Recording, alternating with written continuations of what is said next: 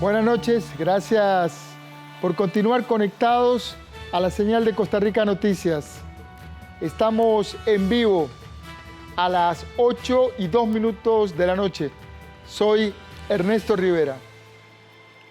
En estos días, Costa Rica atraviesa un momento de mucha fragilidad y aflicción. La pandemia continúa aumentando, el país supera ya los 100.000 contagios y más de 1.200 muertes.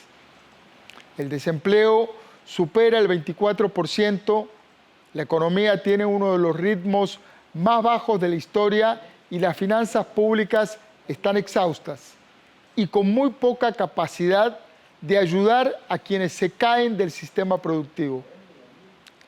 A este angustiante panorama se suma que los actores sociales que deberían estar uniéndose para encontrar caminos y soluciones están enfrentados y con una capacidad de diálogo muy limitada.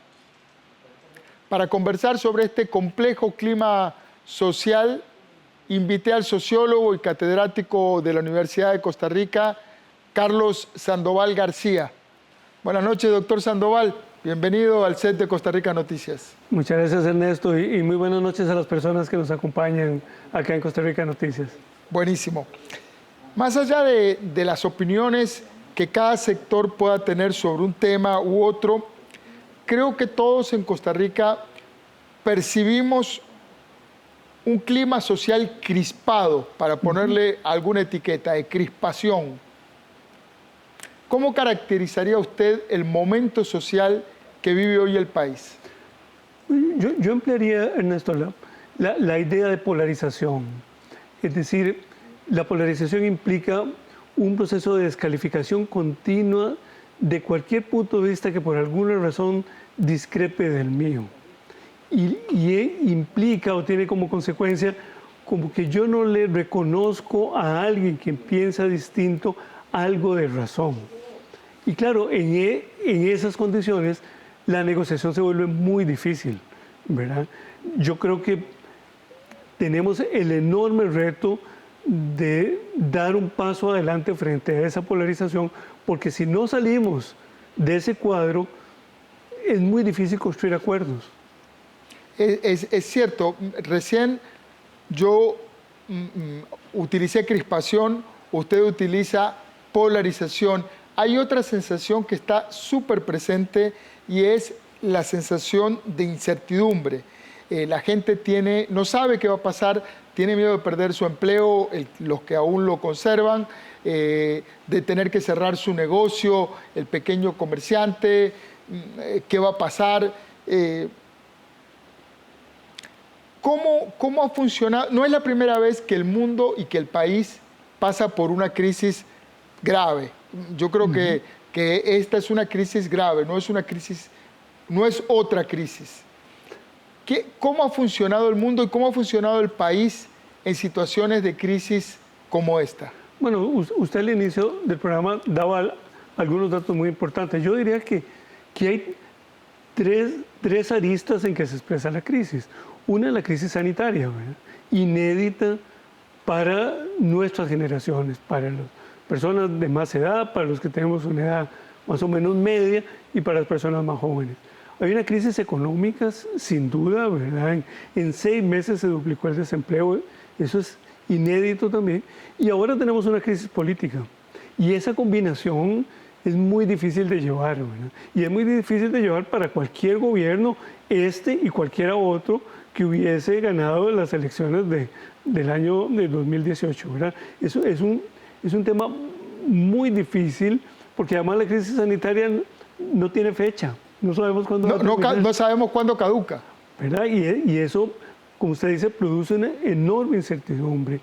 Y para tratar de alcanzar acuerdos que intervengan en esas 3 dimensiones, en lo sanitario, en lo económico y en lo político, tenemos que tener una gran capacidad de negociación, tenemos que tener una mesa grande como esta, donde haya distintos sectores sentados con derecho a expresarse y también con una gran disposición a decir, bueno, el acuerdo que vayamos a lograr no es mi punto de vista, ni va a ser el suyo, va a ser una combinación que solo en la conversación vamos a alcanzar, ¿verdad? Y para eso, como decíamos antes de entrar al programa, también nos debemos una enorme confianza que hoy no tenemos, ¿verdad? Sino hoy desconfiamos hasta de nuestra propia sombra, por decirlo así. El tema de la confianza es un tema fundamental a la hora de cualquier conversación humana. Digamos, Claro. uno debería partir de confiar en la buena fe de su interlocutor. Pero ese prerequisito hoy está ausente. Distintos sectores de la oposición parten de que el gobierno tiene mala fe. Y algunos sectores de la protesta parten de que los empresarios tienen tal o cual postura. Y así, ¿cómo pegar un plato que se ha quebrado en tantos pedazos? Sí, esa no es una tarea fácil, ¿verdad? Y ese tal vez puede ser el punto de partida, ¿verdad? Que el punto de partida, yo diría, es reconocer que este es un escenario muy difícil. Tal vez el antecedente más inmediato que tenemos ocurrió hace justo 40 años y algunos días, cuando en Costa Rica hubo una gran devaluación, ¿verdad? Por años tuvimos una tasa de cambio del colón de 8.75 y en septiembre de 1980 amanecimos con 15 colones y fracción por dólar. Eso no había pasado en años. Ese es tal vez el antecedente que tal vez los que tenemos 50 años y más recordamos. La gente más joven tal vez se lo hayan contado, lo haya leído, pero digamos que aparte de ese antecedente es muy difícil imaginar algo parecido. Tal vez la Guerra Civil de 1948, que ya ahí son pocas las personas que la van a recordar en temas de experiencia. Entonces, un primer elemento es que es muy complejo. Y si es muy complejo, yo creo que el primer paso es reconocer que nadie se basta para dar una respuesta, ¿verdad? Yo de quienes, digamos, llamaría a la reflexión en primer lugar es a quienes dicen tener la respuesta, porque posiblemente nadie tenga la respuesta y por eso es necesario dialogar, porque nadie tiene el monopolio de la respuesta absoluta a esto. Entonces yo diría, primer paso, dialogar. Segundo, estar dispuestos a tener acuerdos. Y para tener acuerdos, yo diría, es fundamental la negociación que suponga que yo tengo que ceder a algo para que otra persona ceda a algo, ¿verdad? Y eso significa reconocer que no es solo, por ejemplo, por el lado del gasto, que vamos a lograr recuperarnos en materia fiscal, hablando de materia fiscal, pero tampoco es simplemente por el lado de los ingresos o por el lado de la recaudación. Posiblemente necesitamos una visión más de conjunto de la respuesta, ¿verdad? Y para eso tenemos que recoger visiones y tener esa capacidad de decir, bueno, solo construyendo colectivamente vamos a lograr algo que nos saque de esto y que estamos en el borde, ¿no? Sí, estamos en un borde muy arriesgado. Además se suma la percepción de peligro inminente de que el país podría quedar en una cesación de pagos o la posibilidad de que no se pueda cumplir con los compromisos, porque el déficit fiscal es concreto. Hay una ausencia de dinero y si no entra dinero no se pueden pagar salarios, no se pueden cumplir obligaciones, etc. Yo creo, Ernesto, que también hay una gran necesidad de comprender mejor la situación.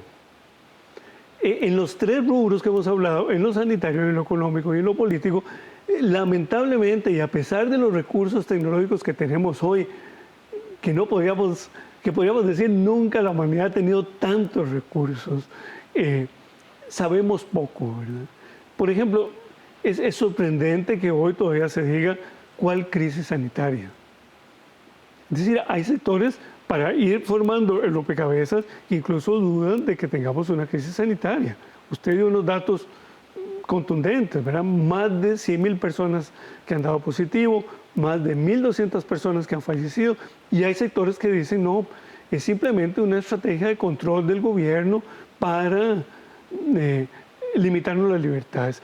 Ahí ya tenemos una tarea, ¿verdad? Cómo comprender la crisis sanitaria y decir, esto no se va a acabar fácilmente. Y no es que habrá un antes y un después claro. Yo creo que tenemos que quitarnos esa imagen. No es que esto termina un día, no es que hay un switch. Aquí no hay switch. Se empieza a decir con una imagen que nos puede servir que tal vez lleguemos a una meseta, es decir, que la curva baje, pero el reto va a estar ahí en nuestras vidas por un tiempo posiblemente largo. Eso en el primer tema. En el segundo tema, como usted decía, en materia económica, los datos son duros, ¿no? Es decir, no es una invención, no es, digamos, una creación o no es, como dirían algunos, es que lo que quieren es ir preparando para las elecciones del 2022, que también está en discusión, uno lo lee. No es así, ¿verdad? Y yo creo que en el tema económico no es recortar por recortar. Anoche que yo leía la decisión de la Comisión de Hacendarios sobre cultura, yo decía, caramba, qué lejos estamos de aquella frase que ya ahora se acerca a los 50 años, ¿verdad? De decir, ¿para qué tractores sin violines, ¿verdad? Decía José Figueres Ferrer. Creo que eso es una gran síntesis. Podríamos no estar de acuerdo con don José Figueres, pero podríamos decir, ese es un resumen de una gran cantidad de discusiones, ¿verdad? Necesitamos infraestructura y necesitamos espiritualidad. Totalmente, son dos universos, son dos mundos al que el país no puede renunciar. Claro, y yo creo que ahí está la síntesis, ¿verdad? Y yo decía, pucha, medio siglo después, 50 años después, las generaciones que tienen liderazgo en Liberación Nacional están muy lejos de esa gran síntesis de don José Figueres. Que compartamos o no el ideario de José Figueres, que seamos liberacionistas o no, es secundario. Nadie se puede saltar la figura de José Figueres Ferrer en este país, no hay manera. Y ese es un resumen de época, ¿verdad? Ocupamos infraestructura y ocupamos cultura. Y creo que ahí hay un gran consenso, hay un resumen de muchas cosas, ¿verdad? La pregunta o el elemento que yo también comprendo de parte de un sector de los legisladores es el hecho concreto. Bueno, pero ¿cómo hacemos? Porque la plata no está. Eso es como cuando una familia dice, bueno, sí, ok, hay que pagar el alquiler, hay que pagar la hipoteca o nos van a cortar la luz. ¿Qué hacemos? Y uno se mira en la bolsa y la plata no está. Bueno, yo ahí vería dos temas. Uno que me parece que sí tenemos que hacer adecuaciones presupuestarias y fiscales, eso es indiscutible, ¿verdad? Por el lado, digamos, del gasto tenemos que hacer cambios. Lo que yo veo es que el afán de hacer cambios no tiene direccionalidad, ¿verdad? No se trata de negar que tenemos que hacer adecuaciones en la inversión pública, eso es indiscutible. Ahora, la otra parte es que también tenemos que trabajar por el lado de los ingresos. Yo creo, con todo respeto, que quienes dicen no más impuestos no están contribuyendo al debate. Yo creo que sí, los sectores que recibimos mejores salarios en el sector público, en el sector privado, tenemos que contribuir más. Al sombrero hay que ponerle más. O, para decirlo también, como se dice coloquialmente, a la olla hay que ponerle más. Hay que ponerle más verduras, hay que ponerle más carnita. Y hay sectores que pueden aportar más. Y eso no quiere decir que sean solo el sector privado o el sector público. Yo creo que tiene que ser de los dos y al mismo tiempo. No es tampoco decir, cuando los vecinos pongan, yo pongo. No es que tenemos que llegar juntos a la olla. Si no llegamos juntos a la olla, la cuestión no camina. Y la tercera arena es política.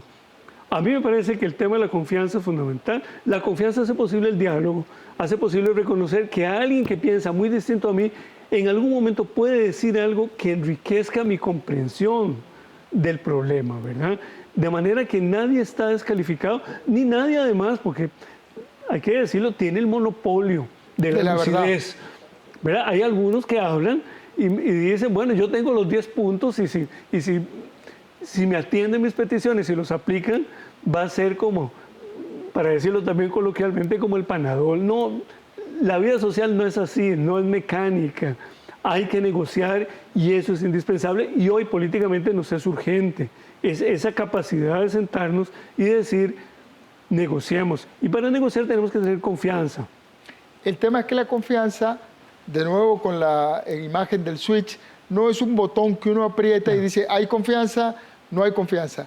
Una vez que se pierde y parece que estamos en ese escenario de pérdida amplia de confianza, es muy complicada de recuperar. El gobierno decidió, por ejemplo, que no incluirá a Rescate Nacional en la mesa de diálogo multisectorial. ¿Te parece una decisión apropiada o no? ¿Por qué? Pucha, esa es una pregunta compleja, ¿verdad? Yo diría, bueno, que en este espíritu de la confianza, uno diría, bueno, todos los sectores tienen que estar allí, incluido Rescate Nacional. Esa es una arista. La otra arista es decir, bueno, es que ha habido un modo de proceder que no inspira confianza. Yo estuve en un programa de radio de nuestra colega Vilma Ibarra la semana pasada, me parece hace una semana justamente. Le preguntamos al señor Jenkins, el presidente de UCAE, de la Unión de Cámaras. Don Álvaro Jenkins, presidente de la Unión de Cámaras. Exactamente. Don Álvaro, ¿usted está de acuerdo con la propuesta de negociación del gobierno propuesta por el Estado de la Nación? Y nos dijo no. Enseguida le preguntamos, ¿y la ha leído? Y nos responde no. Y caramba, eso... Qué complicado, ¿verdad? A mí me da desconfianza, porque yo puedo entender que alguien discrepe, pero cuando yo discrepo sin haber leído, de ahí se me cae la película, ¿verdad? Si alguien me dice, bueno, estamos dispuestos a negociar, pero no estamos dispuestos a ceder nada, no vamos a quitar bloqueos aun y cuando el gobierno retira el proyecto con el Fondo Monetario Internacional. Yo digo, otra vez, caramba, ahí se me cae la confianza. Porque si una parte cede, el reto de la otra es ceder algo. Ahí partimos, volvemos a lo que hablábamos antes, al principio, el tema de la buena fe, claro, de quienes actúan de buena fe. El mundo, lamentablemente, uno quisiera que funcionara con combustible de buena fe, pero parece que funciona con todo lo contrario. La política es el arte de conjugar eso. Sí, yo veo que hoy tenemos muy poco combustible para alimentar el diálogo, para alimentar la negociación, para aprender a ceder, porque, bueno, en esa negociación distintos actores tendrán que ceder algo, ¿verdad? Yo diría que algo que no deberíamos ceder, si me preguntan a mí, ¿qué no cedería usted? Yo diría, yo quisiera una política tributaria progresiva. No lastimemos a quien la está pasando mal, pero quienes tienen mejores condiciones, que contribuyan más. Eso a mí me parece que debería ser como un punto de consenso. Ahí te hago un alto, sí, y uno dice, bueno, uno podría, tiene lógica pensar quien más posibilidades tiene debería aportar un poquito más, sí, quien menos. Cuando uno aplica eso al hecho concreto, vemos la decisión sobre el marchamo.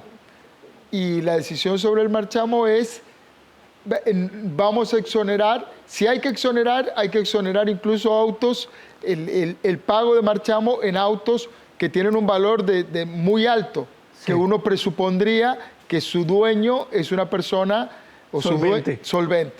Bueno, ese es un muy buen ejemplo, ¿verdad?, de lo que no es progresivo.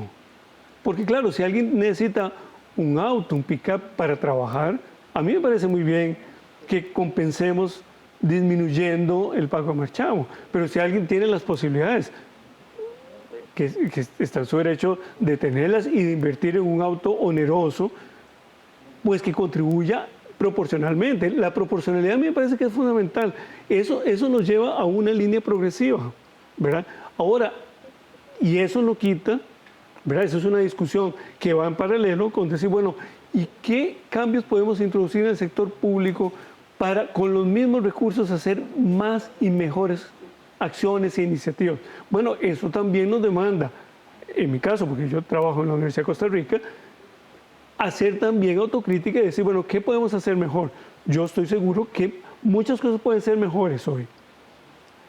Podemos, por ejemplo, como universidades públicas, acompañarnos más, coordinarnos más, tener más presencia en las comunidades. Aquí estamos muy cerca de una comunidad emblemática de la exclusión, que es la Carpio. Que usted ha visitado mucho. Sí, yo he estado bastante más en la Carpio que en Canal 13, por decirlo así. Podemos hacer bastante más. El INA está muy cerca de la Carpio. El INA tendría que mostrar su músculo institucional en esa comunidad, abriendo más oportunidades. Yo no digo que no lo haga. Quiero decir que con recursos públicos podemos hacer más y podemos tomar este ejemplo de barrio que tenemos aquí. Hay un contrato social básico, sin meternos en teoría política, que es: yo pago impuestos para que el Estado me dé servicios, Sí. me cumpla el compromiso. Y creo que en eso sí es cierto que la retribución de servicios que hace el Estado falla en muchas cosas. Sin duda que sí, sin duda. Yo creo que podemos hacer mejor uso de los recursos públicos, tanto en inversión como en prestación de servicios. Eso no significa despidos. Eso no significa decir, apliquemos la tijera, podríamos decir en automático, como dirían ahora Sí. los jóvenes en modo avión. Eso no es, ¿verdad? Que es un poco la discusión que se ha planteado en las últimas 48 horas, Claro. de quitarle al Estado 203.000 millones de colones. Se me viene a la mente una figura que expresó también con mucha lucidez el director del Estado de la Nación. Dice: sí, todo es posible. Yo, para bajar de peso, también puedo cortarme una pierna y bajo de peso. Ahora, no es funcional. Claro. Sí, yo creo que el esfuerzo de hacer un mejor uso de los recursos públicos es una tarea, y es una tarea que tiene que ir en paralelo con mejorar también la recaudación. Porque, bueno, no es posible que la evasión sea tan alta, ¿verdad? Entonces tenemos, en términos fiscales, yo diría como tres grandes tareas. El tema de cómo mejorar el uso de los recursos públicos, de cómo lograr que quienes poseen mejores condiciones contribuyan más, y también poner un alto a quienes, teniendo recursos, no tributan, ¿verdad? Y claro, eso nos abre también preguntas que nos llevan a la política. ¿Ocupamos o no ponerle fin al secreto bancario? Yo diría que en estas Se está metiendo usted en un terreno minado con dinamita. Pues sí, pero podríamos decir es que no es fácil para el Poder Ejecutivo y para la institucionalidad del Estado decir, bueno, ¿cómo hacemos para saber quién tiene más? ¿Con qué machete corto esa soga? ¿Verdad? Porque necesitamos dar músculo institucional para decir, bueno, si estos movimientos bancarios se están dando con tantos dígitos, bueno, esos dígitos de los movimientos bancarios son proporcionales a lo que se tributa, y cuando no son proporcionales, ¿qué herramientas tenemos para decir, bueno, aquí no me calzan los números? Me falta plata. Pues sí, de un lado tengo mucho y del otro tengo muy poco, algo está pasando. Es decir, ocupamos esa confianza para decir, no se trata de espionaje, no se trata de conspiración, no se trata de violentar las libertades individuales, se trata de transparencia y de trazabilidad. Y eso me parece que es muy importante. Y eso parte, y nos devuelve al tema inicial, de tener confianza para decir si esto es necesario. Carlos, ¿cómo ves la figura y la actuación del presidente Alvarado? ¿Le falta dinamismo? ¿Son justos los reclamos que se le hacen por supuesta soberbia o falta de empatía? ¿Cuál debería ser el rol del presidente? ¿Hay un tema de liderazgo a la hora de aglutinar sectores? ¿Lo tiene el presidente Alvarado? Bueno, yo diría, no he hablado con él, fuimos compañeros en la universidad, pero en los últimos 2 años no he conversado con él. Una primera respuesta impresionista es que a mí me da la impresión que debe estar exhausto. Es decir, que... ¿Lo notas cansado, más allá de la subjetividad del conocimiento? Yo siento que debe ser extenuante esto. Extenuante en el sentido que es muy difícil tejer acuerdos, ¿no? Ahora, el otro elemento, ya no tanto en la parte personal, sino en la parte política, es que uno podría decir, bueno, este gobierno del presidente Alvarado es un gobierno de minoría. Así, ese vocabulario no lo usamos, porque nosotros no somos un régimen parlamentario, pero finalmente es un gobierno de minoría con una enorme tarea política, económica y sanitaria, con una fracción legislativa muy pequeña, condenada a negociarlo todo, porque no tiene votos para aprobar solita nada. No tiene peso de decir, aquí van todos mis votos y esto se hace. Y por otra parte, yo diría que eso desgasta enormemente. Creo que es necesario, me parece a mí, de parte del gobierno también, reimaginar la estrategia política y comunicacional. Creo que hay un desgaste, que la crisis sanitaria ha desgastado enormemente. El ejemplo tal vez más didáctico es que hemos perdido sintonía con las conferencias de prensa de mediodía. Ahí tal vez es el Se ejemplo. diluyeron. Perdimos sintonía ciudadana, no hemos innovado. Yo alguna vez recomendé, bueno, necesitamos llevar a los ATAPs, a las personas que en las comunidades son las que hacen el mapeo fino. Acá en la Carpio yo he visto cómo tienen un mapa con alfileres, el croquis detallado que nadie tiene. Solo Familia ellos, por familia.